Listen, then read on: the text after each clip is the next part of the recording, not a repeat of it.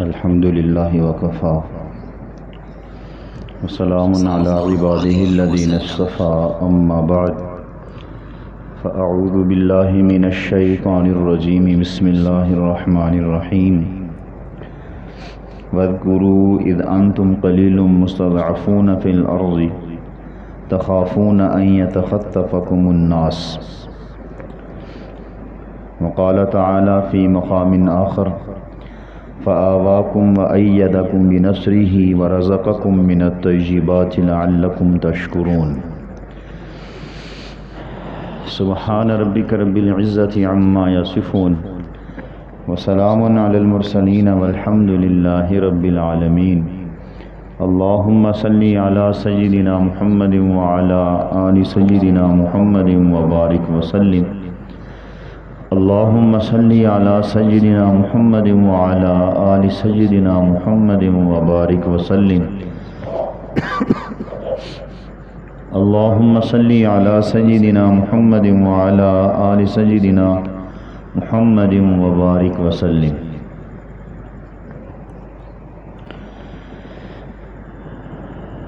جو بندہ یہ چاہتا ہے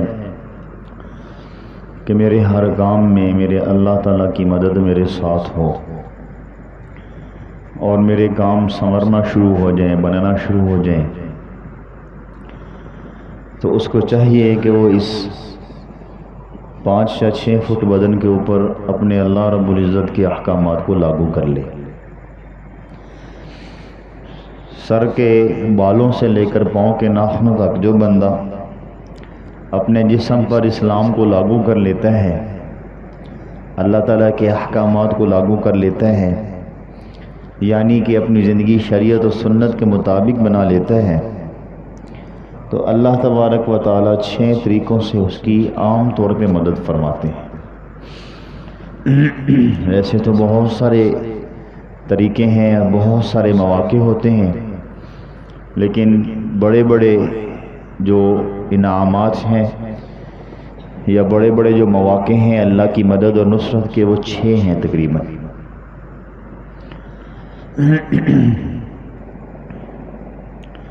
سب سے پہلا انعام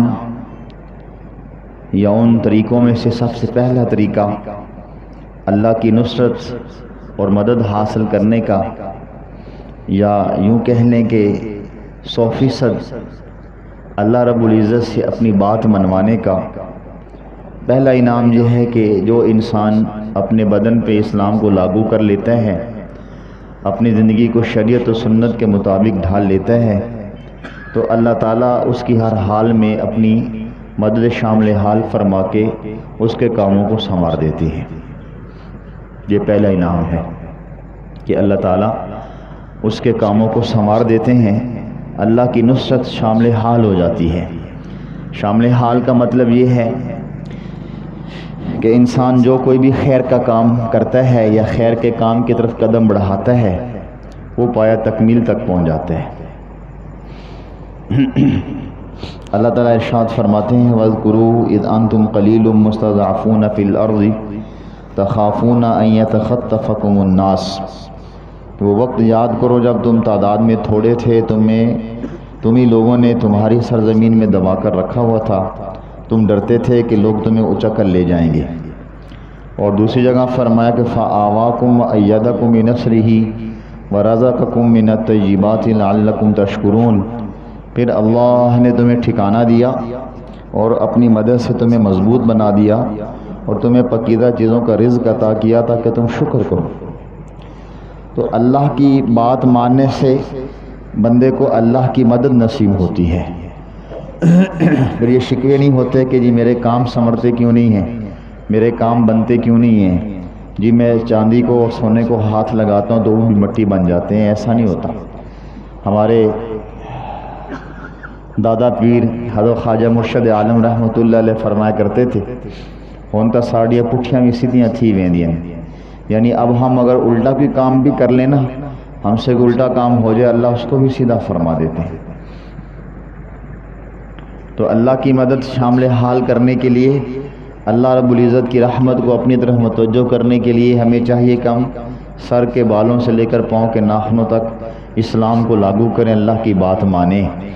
جب ہم اللہ کی بات مانیں گے نا تو پھر ہمارے ماتحت بھی ہماری بات مانیں گے، ہمارے دوست بھی ہماری بات مانیں گے، حتیٰ کہ ہمارے گھر کے پالتو جانور بھی ہماری بات مانیں گے۔ حدیث مبارکہ میں آتا ہے کہ جب اللہ تعالیٰ کسی سے محبت فرماتے ہیں تو جبرائیل امین کو فرماتے ہیں کہ میں اس بندے سے محبت کرتا ہوں، تم بھی اس سے محبت کرو۔ حضرت جبرائیل علیہ السلام یہ اعلان سن کر آگے فرشتوں کو اعلان فرما دیتے ہیں کہ فلاں بندے سے اللہ تعالیٰ محبت فرماتے ہیں اور میں بھی محبت کرتا ہوں، تم بھی محبت کرو۔ حتیٰ کہ حدیث میں آتا ہے وہ سارے فرشتے پوری کائنات میں پھیل جاتے ہیں اور وہ فرشتے اعلان کرتے رہتے ہیں کہ یہ فلاں بندہ اللہ کا محبوب ہے، تم اس سے محبت کرو۔ اب یہ تو حدیث شریف ہے، ہمارے مشائخ فرماتے ہیں کہ اس کا اثر اور نتیجہ یہ نکلتا ہے کہ ساری مخلوقات اس اللہ کے بندے سے جو اللہ کا محبوب بن جاتا ہے، اللہ اس سے محبت فرماتے ہیں، ساری مخلوقات اس سے محبت کرنا شروع کر دیتی ہے۔ تو یہ کتنا بڑا انعام ہے کہ انسان اللہ کا محبوب بن جانے کے بعد مخلوق کا بھی محبوب بن جائے۔ تو بہرحال ایسے بندے کو اللہ کی نصرت اور اللہ کی مدد شامل حال ہو جاتی ہے۔ اپنے بدن پر اسلام کو لاگو کرنے یا اپنی زندگی میں شریعت و سنت کو لاگو کرنے کا فائدہ یہ ہوا کہ انسان کو اللہ کی مدد ملی۔ واللہ اعلم باعدائکم، اللہ جانتا ہے تمہارے دشمنوں کو۔ تمہیں کیا پتہ کہ تمہارے ساتھ وہ کیا کھا رہا ہے، کیا پی رہا ہے، اندر سے وہ پیغام رساں بندہ ہے۔ تمہیں کیا پتہ کہ دوستی کی شکل میں تمہارے پاس موجود ہے۔ جب اللہ جانتا ہے تو اللہ دفاع بھی فرماتا ہے۔ تو گویا اللہ ہمیں یہ وعدہ دے رہے ہیں کہ کوئی بندہ میری بات مانے گا تو تمہارے دشمنوں سے بھی میں اس کا دفاع کروں گا، تمہیں میں نقصان سے بھی بچاؤں گا۔ تو دو قسم کی مدد ہوتی ہے۔ ایک مدد یہ ہے کہ انسان کو اللہ تعالیٰ اس کے کام میں مدد دے دے، یعنی اس کا کام پایہ تکمیل تک پہنچ جائے۔ اور ایک مدد یہ ہے کہ اللہ تعالیٰ اس کو لوگوں کے یا نقصان دہ چیزوں کے شر سے یا اس کے فتن سے یا اس کی تکلیف سے یا اس کے غم سے محفوظ فرما لے۔ کسی قسم کی تکلیف کا نہ پہنچنا یہ بھی اللہ کی مدد ہے۔ آپ نے کئی لوگوں کو دیکھا ہوگا کہ ان کے پاس مال اور اسباب بہت زیادہ ہوتے ہیں، لیکن وہ حالات کی وجہ سے پریشان اتنے ہوتے ہیں کہ وہ کہتے ہیں یہ ہماری تو پوری ہی نہیں اترتی۔ اور کئی ایسے لوگ ہوتے ہیں جو مزدور قسم کے ہوتے ہیں، اسباب اور مال کے اسباب بہت تھوڑے ہوتے ہیں، لیکن اس کے باوجود وہ خوشحال ہوتے ہیں، ان کو کسی قسم کی تکلیف نہیں ہوتی، کسی بڑی بیماری میں مبتلا نہیں ہوتے، کسی حادثے کا شکار نہیں ہوتے، ان کی زندگی بڑی عافیت کے ساتھ گزرتی ہے۔ تو اللہ دفاع بھی فرماتے ہیں اور اللہ اس کے کاموں کو پایہ تکمیل تک بھی پہنچاتے ہیں۔ دوسرا انعام کہ جو انسان اپنے بدن پہ اسلام کو لاگو کر لیتا ہے، اللہ اس کو یہ انعام دیتے ہیں کہ اس کو عزت ملتی ہے۔ جو بندہ یہ چاہتا ہے کہ میں معزز ہو جاؤں، تو معزز بننے کے لیے لوگوں نے بہت سارے اسباب اختیار کیے ہوئے ہیں۔ کچھ لوگ کہتے ہیں کہ جی عزت اس سے ملتی ہے کہ مال زیادہ ہو، مال والوں کو لوگ سلوٹ مارتے ہیں۔ کچھ کہتے ہیں جی عہدے منصب والوں کو عزت ملتی ہے کہ لوگ ان کو سلوٹ مارتے ہیں۔ کچھ کہتے ہیں اس کے پاس زمینی ہو، جو بندہ بڑا ذمہ دار ہو، اس کو لوگ جو ہے نا سلام کرتے ہیں۔ حالانکہ یہ ساری باتیں دھوکے ہیں۔ عزت وہ ہوتی ہے جو دل سے کی جائے، اور دل سے عزت ان لوگوں کو ملتی ہے جو دل سے اللہ کی بات کو مانتے ہیں۔ جس کے دل میں اللہ کے حکم کی جتنی عظمت ہوگی، اللہ تعالیٰ اس بندے کی اتنی عظمت لوگوں کے دلوں میں ڈال دیں گے، اور جس بندے کے دل میں جتنی اللہ کے حکم کی عظمت کم ہوگی، اتنا اس بندے کی عزت اللہ لوگوں کے دلوں سے کھینچ لیں گے۔ یہ پکی بات ہے، یہ ہمارے مشائخ اور ہمارے بزرگوں کی آزمودہ بات ہے، یہ مجرب نسخہ ہے۔ جو بندہ معزز بننا چاہتا ہے وہ اپنے دل میں اللہ کے احکامات کو معزز کر لے۔ جو بندہ جتنی عزت کے ساتھ اللہ کے احکامات کو اپنانے کی کوشش کرے گا، اتنی اللہ اس کو عزتیں عطا فرماتے جائیں گے۔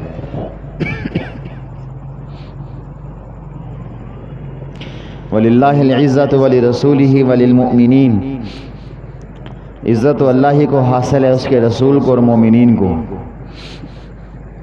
حضرت عمر رضی اللہ عنہ فرمایا کرتے تھے کہ اِنَّا قَوْمٌ أَعَزَّنَا اللَّهُ بِالْإِسْلَامِ فَلَنْ نَلْتَمِسَ الْعِزَّةَ بِغَيْرِهِ، ہم ایسی قوم ہیں کہ اللہ نے ہمیں اس دین اسلام کی وجہ سے عزت دی ہے، بس ہم ہرگز اس اسلام کے غیر میں عزت تلاش نہیں کریں گے۔ اسلامی طریقے میں عزت ہے، اللہ نے عزت اسلام میں رکھی ہے۔ تو جو بندہ اپنی زندگی میں اسلام کو زندہ کرے گا، اللہ اس کو معزز بنا دیں گے، اور یہ عزت عارضی نہیں ہوگی، یہ دائمی عزت ہوگی، مستقل عزت ہوگی۔ آج ہم صحابہ کرام کو عزت کی نگاہ سے کیوں یاد کرتے ہیں، دیکھتے ہیں؟ کیوں؟ وہ اللہ کے ہاں شریعت و سنت کے اوپر زیادہ چلنے والے تھے، انہوں نے اللہ کے احکامات کو زیادہ عزت دی، اس لیے زمانے کے اوپر ان کو اللہ نے فوقیت عطا فرما دی۔ پھر اس کے بعد مشائخ اور صادقین، ابرار، نیک صالحین جو لوگ ہوتے ہیں، جو جتنا اللہ تعالیٰ کے قریب ہوگا اللہ اتنی اس کو عزتیں دیں گے۔ آج دیکھیں بہت سے ایسے بزرگ ہیں جن کا ہم اپنی مجالس میں تذکرہ کرتے ہیں، یوں لگتے ہیں جیسے کل کے وہ لوگ ہیں، اور آج ہمارے دلوں میں وہ زندہ ہیں۔ حضرت خواجہ مجد الفسانی رحمۃ اللہ علیہ، خواجہ باقی باللہ رحمۃ اللہ علیہ، خواجہ یوسف حمدانی رحمۃ اللہ علیہ، خواجہ عبد المجید صدیقی رحمۃ اللہ علیہ، خواجہ غلام حبیب رحمۃ اللہ علیہ، خود ہمارے شیخ جو اتنی ان کو اللہ نے عزت عطا فرمائی ہے، وہ اس لیے کہ وہ اللہ کے معزز اس لیے بنے ہیں کہ انہوں نے اللہ کے احکامات کو عزت دی ہے۔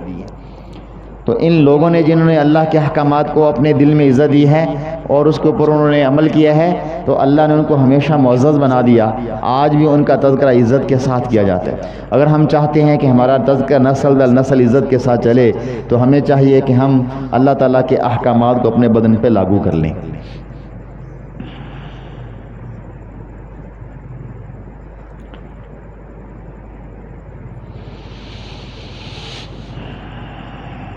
جو انسان اپنے بدن پہ اسلام کو لاگو کر لیتا ہے، اللہ اس کو تیسرا انعام یہ عطا فرماتے ہیں کہ اس بندے کو امن عطا فرما دیتے ہیں۔ پہلا انعام کیا ملا؟ بولیں ذرا، پہلا انعام کیا ملا؟ اللہ کی مدد اور نصرت اس کے شامل حال ہوئی۔ دوسرا انعام کیا ملا؟ کہ اس کو اللہ نے عزت عطا فرمائی۔ اور تیسرا انعام یہ ملتا ہے کہ اللہ اس کو امن کی زندگی عطا فرماتے ہیں۔ اللہ تعالیٰ ارشاد فرماتے ہیں وَلَا يُبَدِّلَنَّهُم مِّن بَعْدِ خَوْفِهِمْ أَمْنًا، کہ ان کو جو خوف لاحق رہا ہے ان کے بدلے انہیں ضرور امن عطا کرے گا۔ اور قریش مکہ کے بارے میں فرمایا الَّذِي أَطْعَمَهُم مِّن جُوعٍ وَآمَنَهُم مِّن خَوْفٍ، جس نے بھوک کی حالت میں انہیں کھانے کو دیا اور بد امنی سے انہیں محفوظ رکھا۔ حضرت عمر رضی اللہ عنہ کے دور میں یمن سے ایک عورت چل کے مدینہ طیبہ آتی ہے۔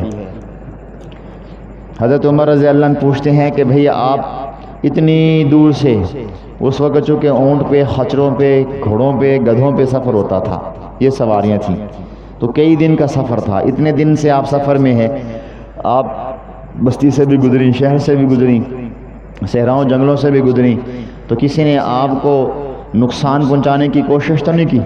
آخر آپ اکیلی عورت ذات ہیں، آپ کی عزت کا مسئلہ تھا، آپ کی جان کا مسئلہ تھا، تو اس عورت نے آگے سے جواب دیا کہ یا امیر المومنین رضی اللہ عنہ، میں یمن سے لے کر مدینہ طیبہ پہنچی ہوں، جتنے لوگوں سے حساب کا واسطہ پڑا ہے مجھے یوں لگا جیسے وہ ایک ہی ماں باپ کی اولاد ہے۔ ایسا امن، ایسا امن۔ جب اسلام زندہ ہوگا تو امن ہوگا۔ لہٰذا یہ بات سن لیجئے، جس گھر میں اسلام لاگو ہوگا، جس گھر میں اسلامی تعلیمات کی پابندی ہوگی، جس گھر میں اسلامی تعلیمات کو اجاگر کیا جا رہا ہوگا، جس گھر میں اسلامی تعلیمات کو عزت دی جا رہی ہوگی، وہاں امن بسیر ڈال دے گا۔ بھائی بھائی کے ساتھ محبت کرے گا، بہنیں آپس میں محبت سے زندگی گزاریں گی، رشتہ دار آپس میں امن اور چین کے ساتھ، سکون کے ساتھ اور امن کے ساتھ زندگی گزاریں گے۔ یہ نہیں ہوگا کبھی اس کا جھگڑا، کبھی اس کا جھگڑا، کبھی اس کی لڑائی، کبھی اس کی لڑائی، کبھی اس کا مسئلہ اور کبھی اس کا مسئلہ، یہ نہیں ہوگا۔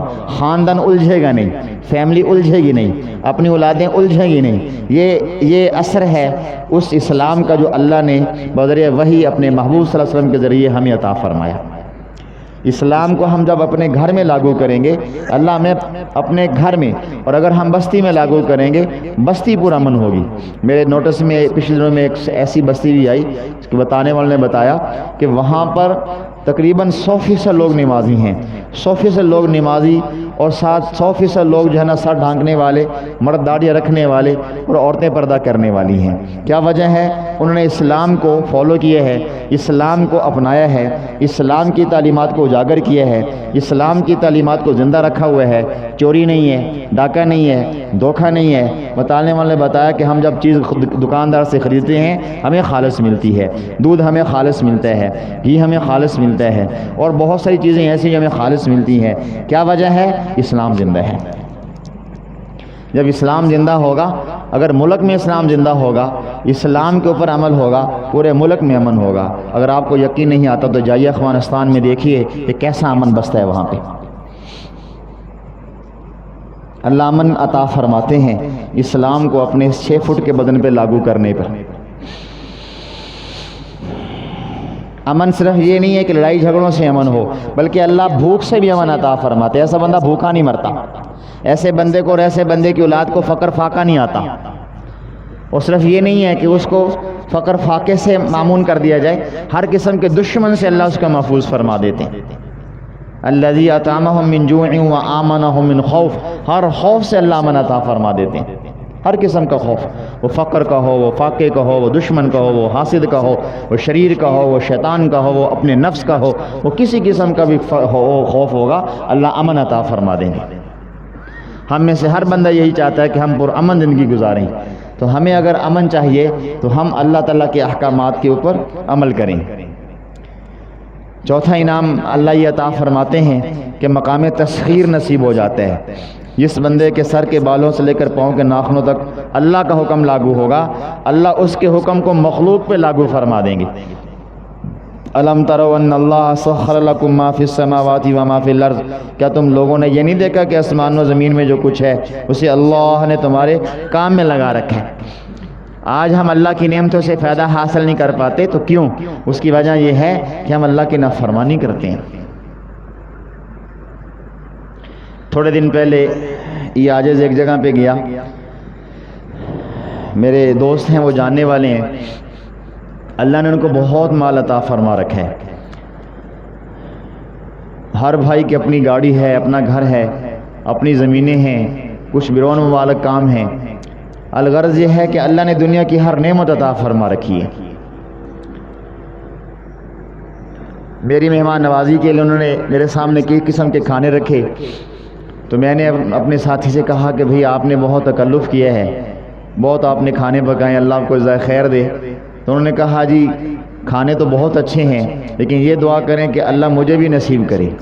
میں حیران، مجھے اس نے ایک اتنا بڑا ڈبہ دکھایا، یہ جو آئس کریم والا ڈبہ ہوتا ہے، یہ واز آئس کریم والا، ایسا دکھایا کہ اللہ کہ ان دوائیوں پہ لگا ہوا ہوں، میں کچھ بھی نہیں کھا سکتا، لیکوڈ چیزیں استعمال کرتا ہوں یا مخصوص چیزیں استعمال کرتا ہوں، مجھے یہ بیماری بھی ہے، یہ بیماری بھی ہے، یہ بیماری بھی ہے. اس نے بڑی بڑی 5-7 بیماریاں گنوائیں. میں نے اللہ کا شکر ادا کیا کہ ایک وقت کا کھانا چاہے روکھا سوکھا ہو مگر بیماریوں سے بندہ محفوظ ہو، یہ اللہ کا بڑا انعام ہے. اور کئی مربع زمینیں ہیں، گاڑیاں ہیں، شہر میں گھومنے کے لیے چھوٹی گاڑی ہے اور باہر دوسرے شہر میں جانے کے لیے ہیول رکھی ہوئی ہے، جس وقت کی کروڑوں کی گاڑی ہے. پھر اپنے شوق پورا کرنے کے لیے فارچونر رکھی ہوئی ہے، میں نے خود دیکھا اپنی آنکھوں سے. اور اتنی نعمتیں ہیں، نوکر ہیں، چاکر ہیں، خدام ہیں، لیکن وہ کھا نہیں سکتا بیچارہ، اللہ کی نعمت استعمال نہیں کر سکتا. ہمارے حضرت فرماتے ہیں کہ ہماری ایک خاتون نے دعوت کی تو ہم جب وہاں گئے تو بڑے عمدہ کھانے پکے ہوئے تھے، تو ہم نے دعا کی بعد میں اور خاتون کو بھی پیغام بھیجا کہ آپ نے بڑی محبت سے کھانے پکائے ہیں، اس کے بدلے اللہ آپ کو جنت کے کھانے عطا فرمائے. تو آپ تو اتنے اچھے کھانے پکاتے ہیں تو آپ تو اپنے گھر والوں کے لیے نعمت ہیں. اس نے آگے سے جواب دیا نعمت تو ہوں، لیکن آپ یہ دعا کریں کہ اللہ مجھے بھی توفیق دے دے. تو حضرت فرماتے میں نے پوچھا وہ کیوں؟ کہنے لگی میں معدے کے السر کی بیمار میں مریضہ ہوں، میں کچھ بھی نہیں کھا سکتی سوائے لیکوڈ چیزوں کے. جوس پی سکتی ہوں، پھلوں کے مشروبات پی سکتی ہوں، ایک نوالا بھی کھاتی ہوں کہ آ جاتی ہے، محروم ہے. تو ہم جب اللہ کی نافرمانی کرتے ہیں تو اللہ کی نافرمانی کی وجہ سے پھر اللہ کی نعمتوں سے ہم فائدہ نہیں حاصل کر پاتے. اللہ تعالیٰ کی نعمتیں ہمارے لیے ہیں، ہمارا نعمتوں پہ تب اختیار چلتا ہے جب اللہ چاہتے ہیں. اور جو انسان اللہ سے صلح پسند ہوگا، اللہ سے صلح کرے گا، اللہ کے حکموں کو مانے گا، تو اللہ تعالیٰ اس کا حکم ساری چیز پہ چلا دیں گے، حتیٰ کہ اس کی اپنی کھیتی بھی اس کا حکم مانے گی، اس کے جانور بھی حکم مانیں گے، اس کے بیوی بچے بھی حکم مانیں گے. ہمارے حضرت فرماتے ہیں کہ جو بندہ اللہ کی نافرمانی کرتا ہے کم از کم اس کا اثر یہ ہوتا ہے کہ اس کے اپنے بیوی بچے اس کی بات نہیں مانتے. جب اس کے اپنے بھی بچے نہیں بات مان رہے تو یہ اللہ کی بات نہیں مان رہا. جو اللہ کی بات مانے گا اللہ اس کا حکم اس کے بیوی بچوں پہ چلائیں گے، اس کے متاحتوں پہ چلائیں گے، اس کے جانوروں پہ چلائیں گے. حضرت فضیل بن عیاض رحمہ اللہ فرمایا کرتے تھے جب بھی میرا جانور بدک جاتا تھا تو میں استغفار کرتا تھا کہ میں نے اللہ کی نافرمانی کی، اس کا اثر یہ ہوا. جب میری بیوی مجھ سے الجھ جاتی تھی، ناراض ہو جاتی تھی، ہمارے گھر میں میاں بیوی کا جھگڑا ہو جاتا تھا، میں کثرت سے استغفار کرتا تھا کہ میرے گناہ کا اثر یہ پڑا ہے کہ اللہ نے محبت کھینچ لی ہے. فرماتے یقین جانو جب میں استغفار کرتا تھا تو اللہ پہلے سے بڑھ کر محبت عطا فرما دیتے تھے، جھگڑا ختم ہو جاتا تھا. آج ہم کہتے ہیں کسی نے کچھ کر دیا، فلاں نے کچھ کر دیا، فلاں نے کچھ کر دیا. اپنا عمل ہوتا ہے جس سے اللہ رب العزت کی رحمت کٹ جاتی ہے اور انسان پریشان ہو جاتا ہے، توبہ استغفار کرنے کے بجائے غیر اللہ کے در پہ جا پڑتا ہے.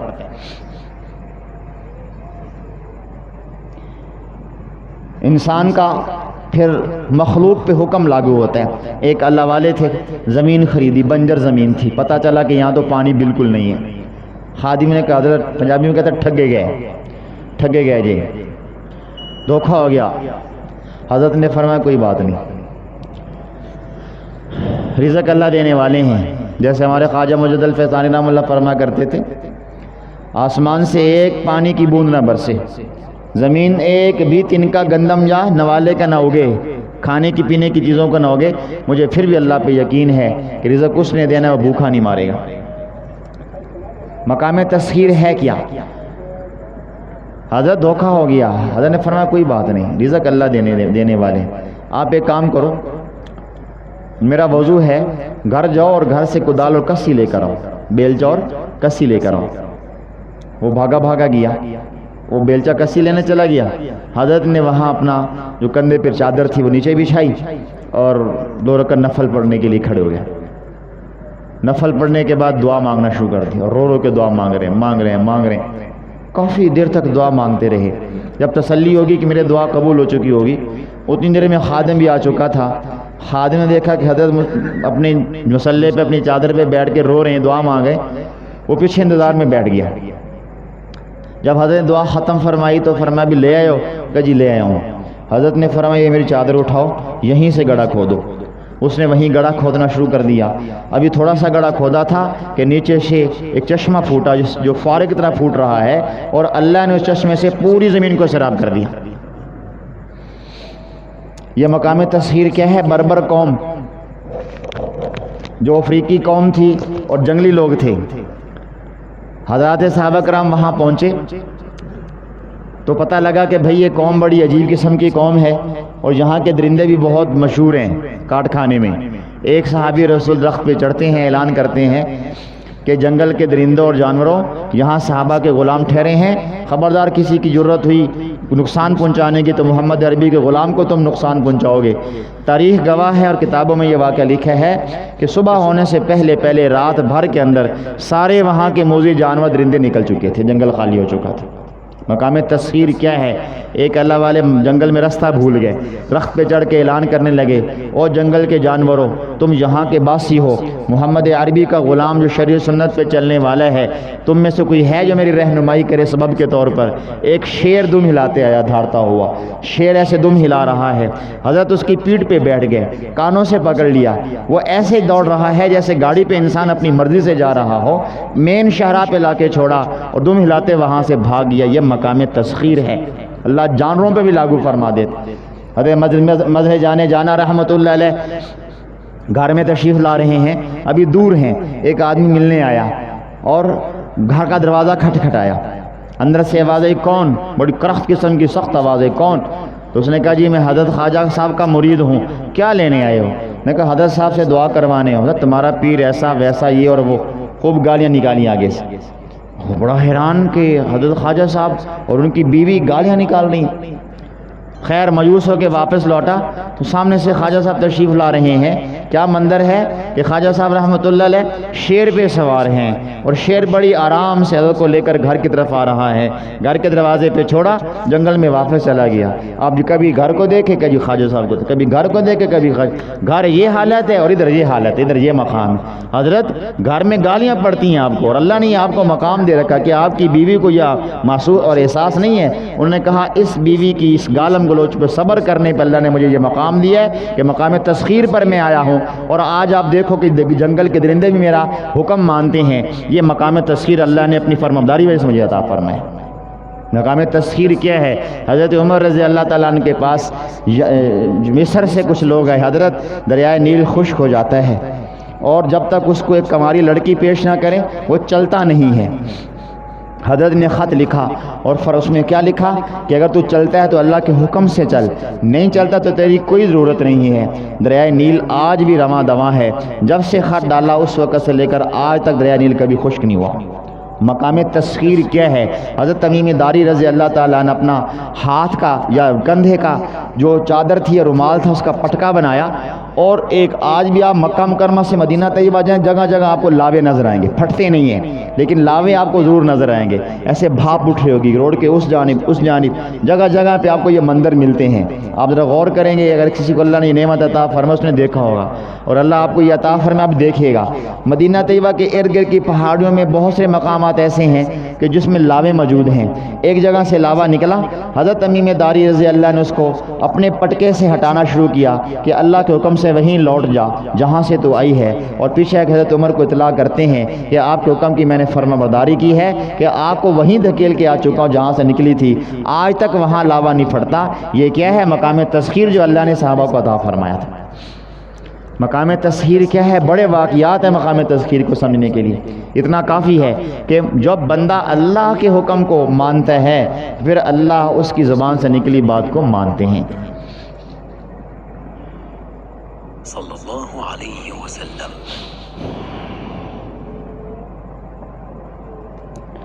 پانچواں انعام جو انسان اللہ کی بات مانتا ہے، بلکہ چھٹا انعام جو اللہ تعالیٰ کا حکم اپنے جسم پہ لاگو کر لیتا ہے، اللہ اس کو مستجاب الدعوات بنا دیتے ہیں۔ جب وہ اللہ سے دعا مانگتا ہے اللہ اس کو قبول فرماتے ہیں۔ ہمارے حضرت فرماتے ہیں کہ جو انسان اس زبان سے جھوٹ بولنا چھوڑ دیتا ہے اللہ تعالیٰ زبان سے نکلی ہوئی دعا رد کرنا چھوڑ دیتے ہیں۔ یہ 6 انعامات اللہ اس کو عطا فرماتے ہیں۔ جو بندہ سر سے لے کر پاؤں تک اللہ کے حکموں کو مانتا ہے اور اللہ کے حکموں کو لاگو کرتا ہے تو اللہ تعالیٰ یہ 6 اس کو انعام دیتے ہیں۔ یہ کتنے بڑے بڑے انعام ہیں، کس وجہ سے؟ شریع سنت پہ چلنے سے۔ اب ہم شکوہ کریں جی ہمیں یہ نہیں ملا، وہ نہیں ملا، یہ نہیں ملتا، وہ نہیں ملتا، فلاں کو یہ ملا ہوا ہے، مجھے یہ کیوں نہیں ملا ہوا؟ تو بھائی ہم اپنے اعمال پہ غور کریں کہ ہمارے اعمال کیسے ہیں۔ جب ہمارے اعمال اچھے ہو جائیں گے تو اللہ ہمارے ساتھ فیصلے اچھے فرمائیں گے۔ اللہ کے ہمارے دشمن نہیں ہیں، اللہ یہ چاہتے ہیں کہ میرے بندے میری بات مانیں۔ اللہ جابر بھی نہیں ہے کہ حالات ڈال کے اللہ تعالیٰ ہتھ کڑیوں میں جکڑ کے زبردستی منوائے، نہیں۔ یہ جو ہمارے اوپر حالات آتے ہیں یہ اس وجہ سے آتے ہیں کہ اللہ ہم سے محبت کرتے ہیں۔ محبت کی وجہ سے ماں اپنے بیٹے کو دروازے سے دور نہیں جانے دیتی، جب وہ چلی جاتی ہے اس کو ڈھونڈنے کے لیے نکل پڑتی ہے، تلاش کرتی ہے، جب وہ آ جاتی ہے اس کو اپنے سینے سے لگاتی ہے۔ تو اللہ تعالیٰ بھی چاہتے ہیں کہ نافرمانی کی وجہ سے میرے بندے مجھ سے اور دور نہ ہو جائیں، تو اللہ حالات کی ہتھ کڑیوں میں جکڑ کے واپس لے آتے ہیں، آ جاؤ ادھر، میں ادھر ہوں۔ پھر انسان جو مومن ہوتا ہے وہ یہی کہتا ہے اللہ تو ہی ہے، اب تو ہی میری مدد فرما۔ اللہ فرماتا ہے میں یہی سننا چاہتا ہوں، تو مجھے یہ کہ تو ہی ہے، میں یہی سننا چاہتا ہوں۔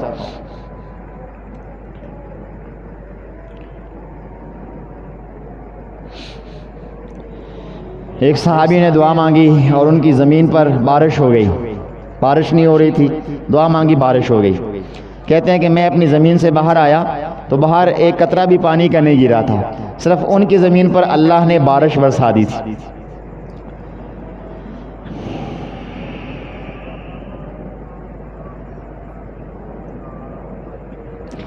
مومن کے منہ سے جب بات نکلتی ہے تو اللہ اس کو پورا فرماتے ہیں۔ ایک واقعہ سنیے، حضرت علی رضی اللہ عنہ کا دور ہے، حضرت علی رضی اللہ عنہ کا مخالف ان کے پاس آیا اور ان کے پاس آ کر بڑی بری باتیں کی، حضرت کو بڑی تکلیف ہوئی اور حضرت کو جلال بھی آیا۔ ظاہر بات جب بندہ کسی کی عزت پہ ہاتھ ڈالتا ہے اس کو غصہ بھی آتا ہے۔ جب حضرت کو جلال آیا تو آپ نے اس کے بارے میں چند بد دعائیہ کلمات کہہ دیے۔ اب اس کا اثر یہ نکلا کہ جب حضرت علی رضی اللہ نے بد دعائیہ کلمات کہے تو اس بندے کی فوراً بینائی زائل ہو گئی، اندھا ہو گیا بندہ وہ۔ اللہ نے اس بندے کو نابینا کر، ادھر زبان سے الفاظ نکلے ادھر اللہ نے اس کے اوپر عذاب کا کوڑا برسا دیا۔ ہمارے حضرت کے خلیفہ ہیں حضرت مولانا محمد علی صاحب، ہم کلاس تھے، حضرت جدہ عمر کا اللہ علیہ سے ہی انہوں نے اجازت خلافت حاصل کی، تخصص ہم نے اکٹھا کیا۔ انہوں نے ہمیں اپنے علاقے کا مردان کا واقعہ سنایا، کہنے لگے کہ ہمارے علاقے میں گندم کو آگ لگ گئی اور بہت ساری گندم جل گئی، لیکن ایک آدمی کی گندم کے قریب آ کر وہ ساری کی ساری آگ بجھ گئی، اس کی پوری گندم محفوظ، بالکل بیچ میں دائیں بائیں ساری جل گئی، یہ گندم محفوظ ہے۔ لوگوں کو بڑا تجسس ہوا، حیران ہوئے، جا کے پوچھا تو پتہ چلا یہ خواجہ باجزید بستامی رحمہ اللہ کے خاندان میں سے کوئی نسل چلتی آ رہی ہے، ان کے خاندان والوں میں سے ہے، نیک آدمی ہے، اللہ نے اس نسبت کی برکت سے اور نیکی کی برکت سے گندم کو محفوظ فرما دیا۔ یعنی صدیوں پہلے ایک نسبت ہے ایک اللہ والے کے ساتھ۔ اور یہ بات ذہن میں رکھیے، جب اللہ تعالیٰ کسی اپنے بندے سے راضی ہو جاتے ہیں 7 نسل تک اللہ تعالیٰ اس کی نسلوں پہ رحمت نازل فرماتے رہتے ہیں، یعنی 7 پیڑھیاں نوازے جانے ہیں، تو نسل در نسل اس بندے کی برکات آگے جاری ہو جاتی ہیں۔ آپ سورہ کہف پڑھتے ہیں، سورہ کہف میں 2 یتیم بچوں کا واقعہ پڑھتے ہیں۔ حضرت خضر علیہ السلام، حضرت موسیٰ علیہ السلام نے ایک گرتی دیوار کو سیدھا کر دیا، گرا کے دوبارہ اس کو سیدھا کر دیا، تعمیر کر دی۔ تو حضرت موسیٰ علیہ السلام حضرت خضر علیہ السلام سے پوچھا، حضرت یہ کیا؟ انہوں نے ان سے ہم نے کھانا مانگا، رات کا کھانا نہیں دیا، مہمان نوازی بھی نہیں کی۔ اس وقت روٹین تھا، جب بندہ کسی کا ٹھہرتا تھا رات ہو جاتی تھی، کھانا ان کے ذمہ ہوتا تھا۔ ابتداء اسلام میں بھی یہ حکم تھا، بعد میں منسوخ ہو گیا، تو ان کو کھانا دینا ہوتا، انکار کر دیا، ہم آپ کو کھانا نہیں دیں گے۔ غصہ آیا، موسیٰ علیہ السلام جلالی پیغمبر تھے، ہم دیوار نہیں کھڑی کریں گے۔ تو خضر السلام نے فرمایا نہیں، ہم دیوار کھڑی کریں گے، 2 یتیم بچوں کا اس میں خزانہ چھپا ہے۔ بعد میں پتہ بتایا کہ خزانہ چھپا ہوا تھا، اللہ چاہتے تھے جب یہ بڑے ہو جائیں، سمجھدار ہو جائیں تو ان کی وراثت ان کو دے دیں۔ وجہ کیا تھی؟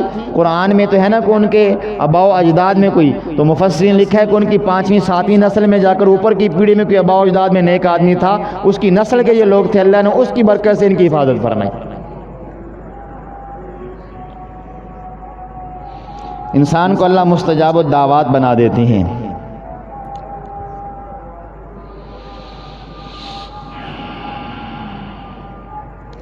اور خواجہ احمد دربندی رحمۃ اللہ علیہ دربند شہر میں ان کی خانقاہ تھی، مسجد میں پڑے رہتے تھے، اللہ کا ذکر کرتے تھے۔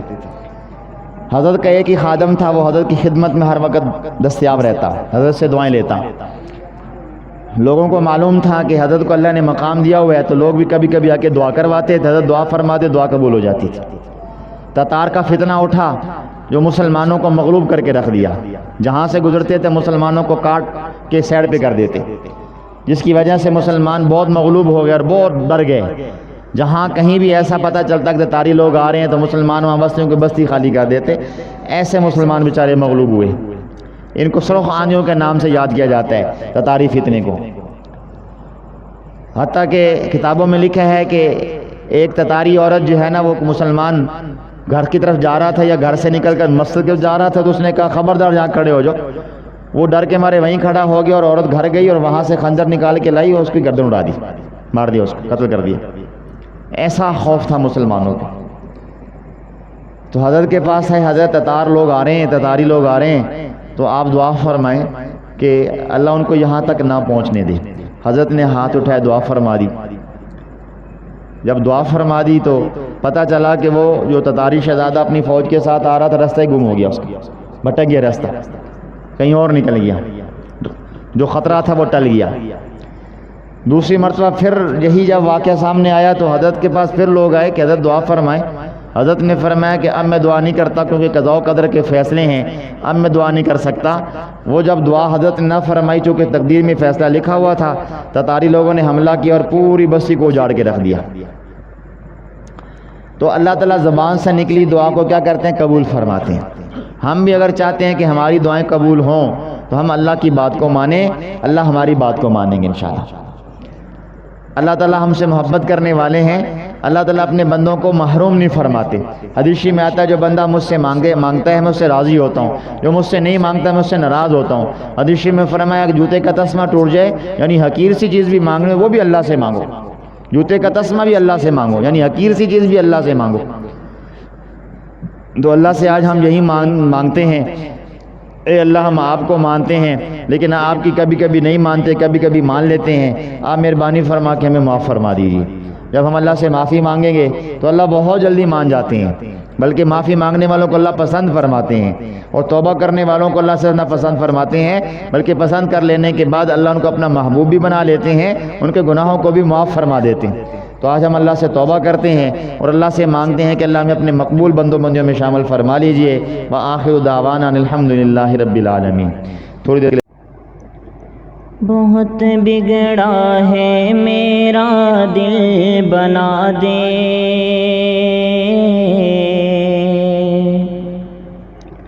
بہت بگڑا ہے میرا دل بنا دے، میرے دل کو کسی قابل بنا دے۔ بہت بگڑا ہے میرا دل بنا دے، میرے دل کو کسی قابل بنا دے۔ اسے دنیا نے گھیرا ہے خدایا، اسے دنیا نے گھیرا ہے خدایا،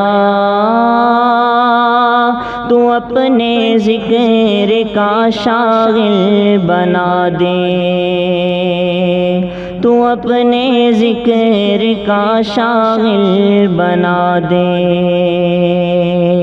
بہت بگڑا ہے میرا دل بنا دے، میرے دل کو کسی قابل بنا دے۔ پھنسا ہے دلدل سیاہ کے اندر، پھنسا ہے دلدل سیاہ کے اندر، تو اس طوفان کو ساحل بنا دے، تو اس طوفان کو ساحل بنا دے۔ بنا دے مولا، بنا دے مولا میرا دل بنا دے، میرے دل کو کسی قابل بنا دے، میرے دل کو کسی قابل بنا دے۔ ہوا ہے نفس امارہ کے تابع،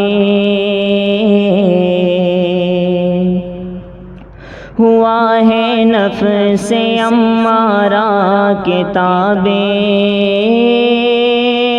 تو اطمینان کے قابل بنا دے، تو اطمینان کے قابل بنا دے۔ بہت بگڑا ہے میرا دل بنا دے، میرے دل کو کسی قابل بنا دے۔ رہے جو ذکر سے ہر دم منور، رہے جو ذکر سے ہر دم منور، خدایا ایسا میرا دل بنا دے، خدایا ایسا میرا دل بنا دے۔ بنا دے مولا میرا دل بنا دے، میرے دل کو کسی قابل بنا دے۔ بہت بگڑا ہے میرا دل بنا دے، میرے دل کو کسی قابل بنا دے۔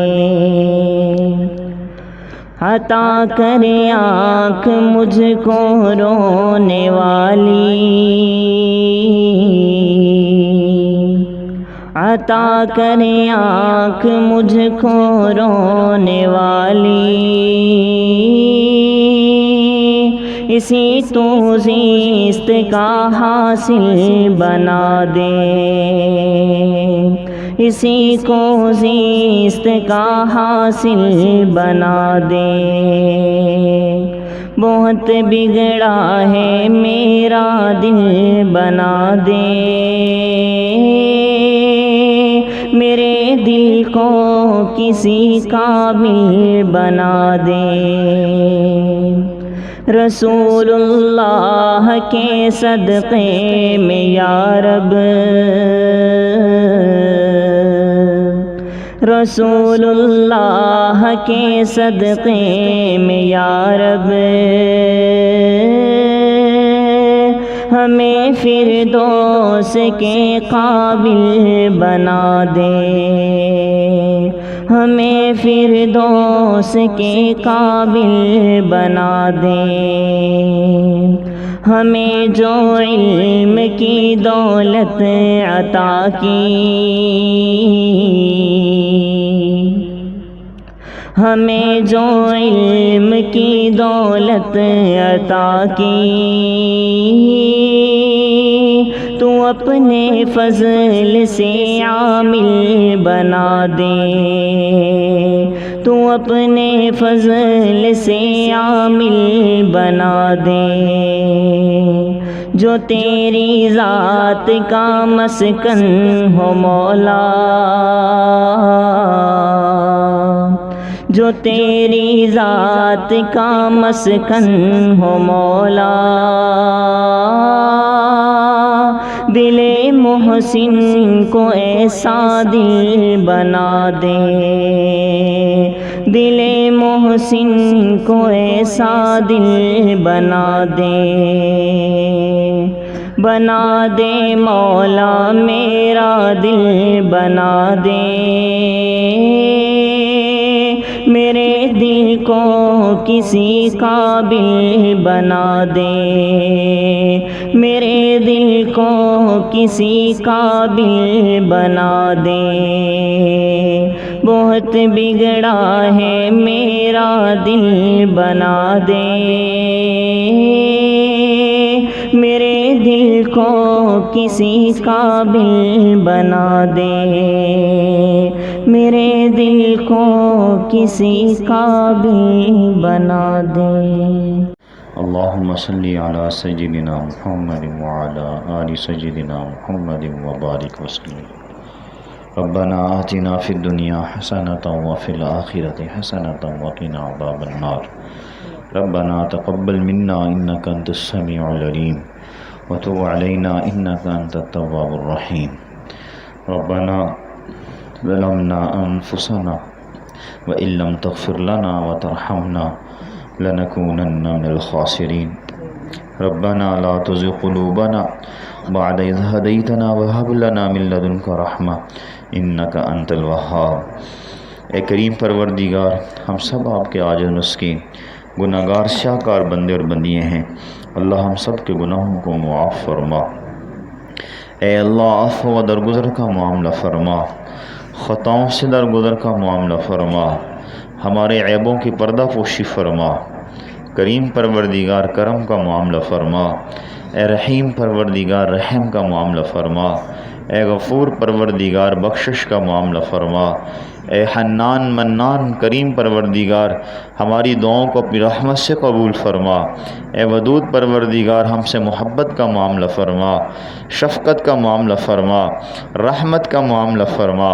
اے اللہ گناہ گار تیرے بندے تیرے دروازے پر حاضر ہیں، گناہ گار بندیاں تیری دروازے پر حاضر ہیں، اپنے بندوں کے اٹھے ہاتھوں کو پھیلی جھولیوں کو قبول فرما لیجئے، ان کو خالی ہاتھ واپس نہ لوٹائیے۔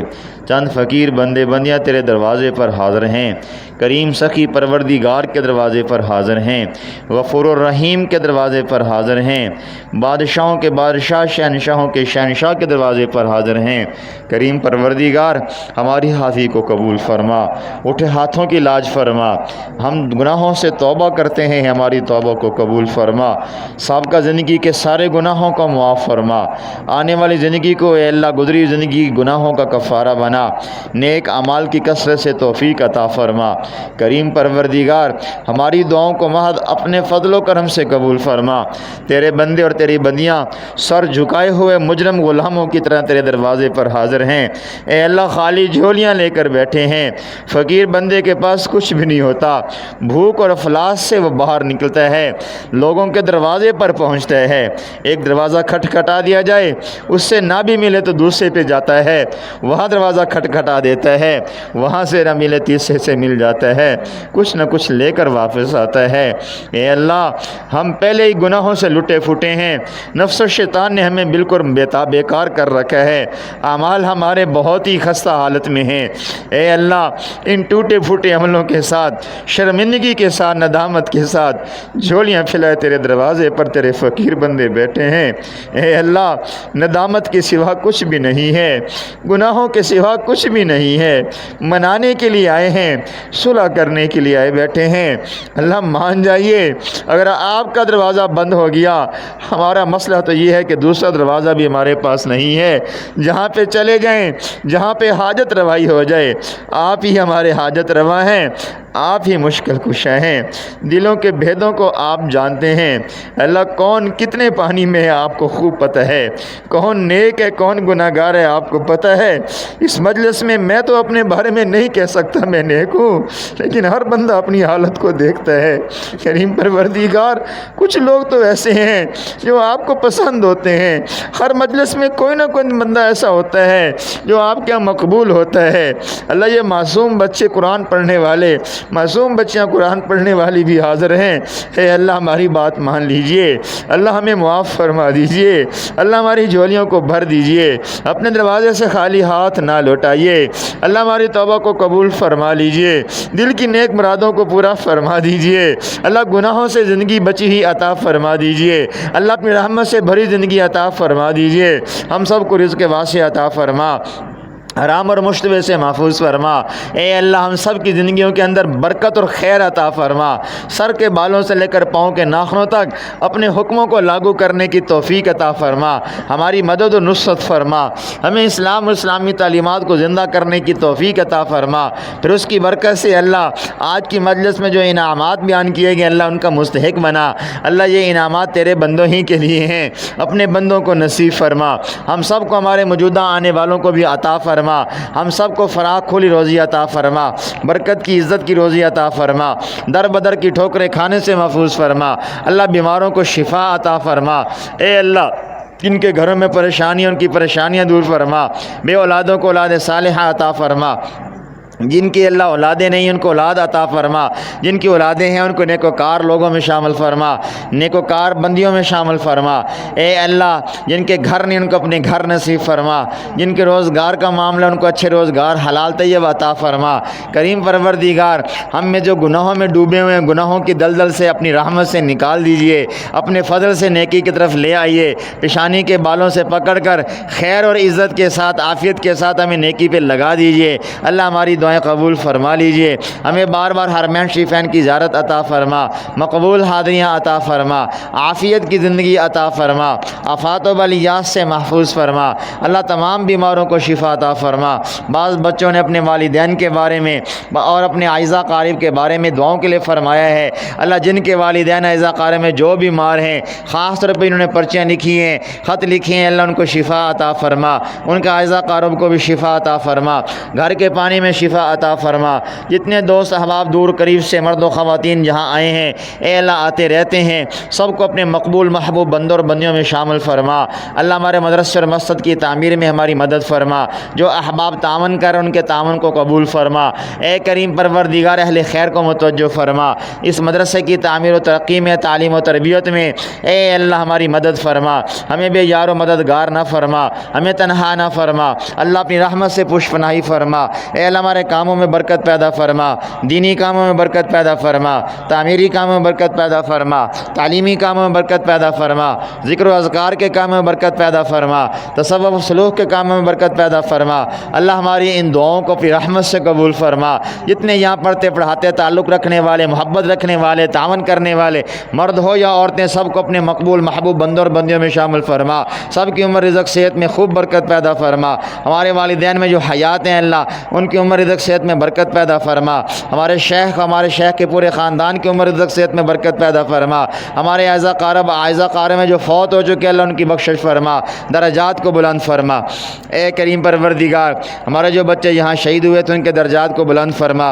ان شہید بچوں میں سے ایک بچی یہاں اس کی بہن یہاں پڑھتی ہے، آج بہت کچھ سال ثواب کے لیے انہوں نے لکھ کر بھیجا ہے اللہ، جو کچھ انہوں نے لکھ کے اپنے بھائی کے لیے ہدیہ بھیجا ہے اے اللہ اس کے بھائی کو پہنچا دیجئے، بہن اور ماں باپ کو اور تمام اعزا قارب کو صبر جمیل عطا فرما دیجئے۔ اے کریم پروردگار، فوت ہو جانے کے بعد سال ثواب سے بڑھ کر کوئی بہترین ہدیہ نہیں ہوتا، ایک بہن نے اپنے بھائی کے لیے ہدیہ بھیجا ہے اے اللہ اس کو پہنچا دیجئے، اس کو جنت کے اعلیٰ درجات عطا فرما دیجئے۔ اللہ ہماری دعائیں قبول فرما، جتنی دعائیں مزید لکھی ہیں اللہ وہ بھی قبول فرما، جنہوں نے دعاؤں کے لیے فرمایا کہا چاہا سب ان دعاؤں کو اپنی رحمت سے قبول فرما۔ اے اللہ جو مانگا وہ بھی عطا فرما، نہیں مانگ سکے بن مانگے ہی عطا فرما۔ اللہ اس میں خانے کو تو صبح قیامت آباد فرما، ہماری ان دعاؤں کو اپنی رحمت سے قبول فرما۔ ربنا آتنا فی الدنیا حسنہ وفی الآخرۃ حسنۃ وقنا عذاب النار۔ ربنا تقبل منا انک انت السمیع العلیم وتب علینا انک انت التواب الرحیم، وصلی اللہ تعالی علی حبیبہ خیر خلقہ محمد وآلہ واصحابہ اجمعین برحمتک یا ارحم الراحمین۔